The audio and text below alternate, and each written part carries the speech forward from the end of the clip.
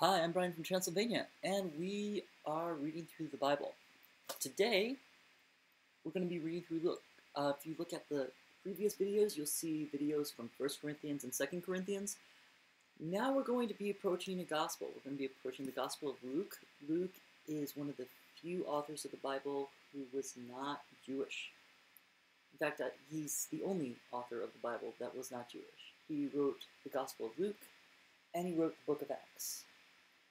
Now, there may be a rare few that try to say that the book of Hebrews is not a Jewish book, and there's a few people who try to say they know who the author of the book of Hebrews is. They don't. But we're pretty certain that the Gospel of Luke is written by Luke.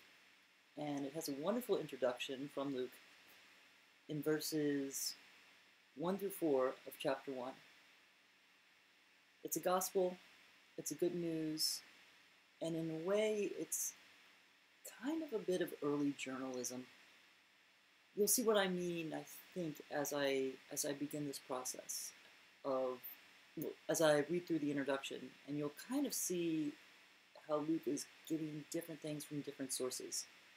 But let's talk through that as we read this short passage, 1 through 4 of chapter 1 in the book of Luke. Many have undertaken to draw upon an account of the things that have been fulfilled among us. So there are many people doing what Luke has done. They didn't all make it into the Bible. They didn't all become Gospels. But there are many early believers doing exactly what Luke is doing right now, trying to draw up an orderly account.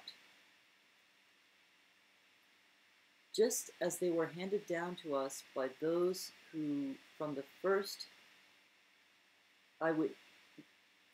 were eyewitnesses and the servants of the word.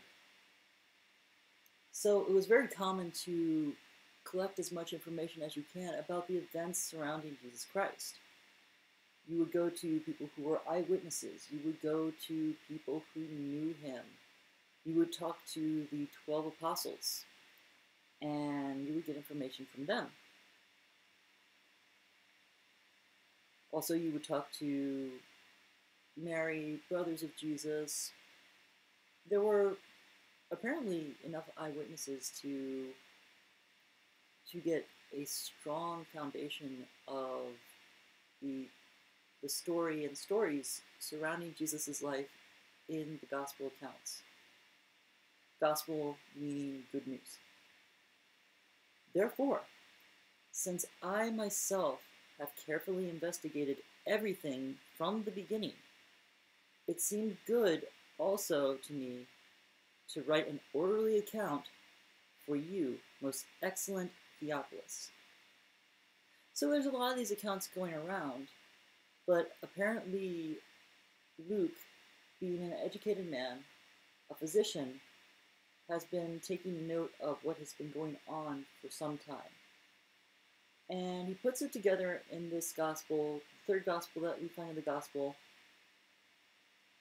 specifically for this person, Theophilus.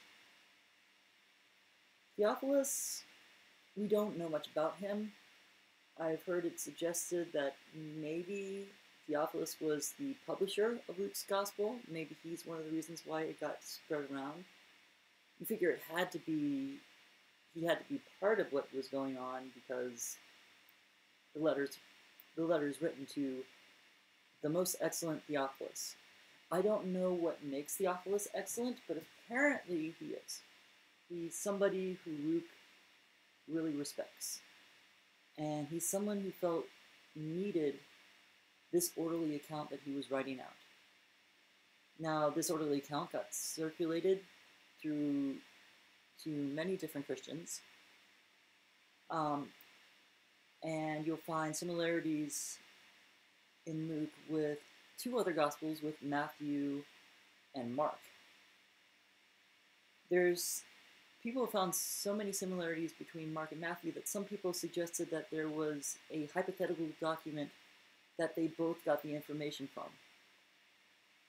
I think it's more likely that he spoke that since Mark probably got a good portion of his gospel from Peter, it's probable that Luke also got some of his either from Mark or from Peter.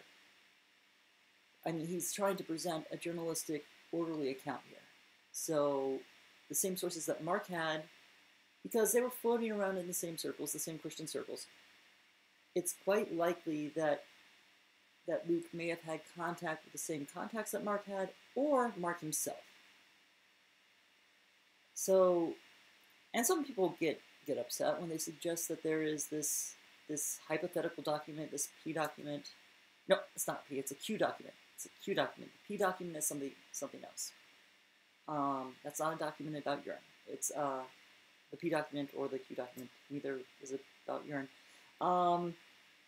But the Q document is a hypothetical document that supposedly Mark and Luke went to. It doesn't sound like it's necessary because it sounds like Luke was social enough to quite possibly or probably have met Mark, to have met Peter, and to get the same information that Mark had. Now, if there was a document that both Mark and Luke used, great. Not a big deal. I've seen some people get really, really frustrated over it unnecessarily. Saying it's like, oh, we have no evidence on that. It's like, no, we don't, but who cares? It's like the end result is that we have the book of Mark and we have the book of Luke. So, whatever the hypothesis is, the result is in front of us. So, this most excellent Theophilus, back to him, is somebody that Luke wanted to give this orderly account to. And somewhere along the line, we have the orderly account that he has given to Theophilus. Now the last verse, verse 4 in chapter 1, so that you may know the certainty of things you have been taught. So he's going into this with journalistic integrity. I think that's really, really awesome. He's digging, he's interviewing, he's traveling, he's finding eyewitnesses. He realizes the importance of presenting the reality of the accounts that are happening here. So it's really interesting that we have that sort of integrity, sort of reality brought to us. And we're going to see more of this in further videos as I go through the book of Luke. After the book of Luke, I'll go through another book that Luke wrote, the book of Acts. And I hope you like it. I hope you enjoy these videos. Take care. God bless. Arrivederci. And stay safe. It's snowing over here, so we have to be careful. I hope that it's safer where you're at. But goodbye and God bless. Papa.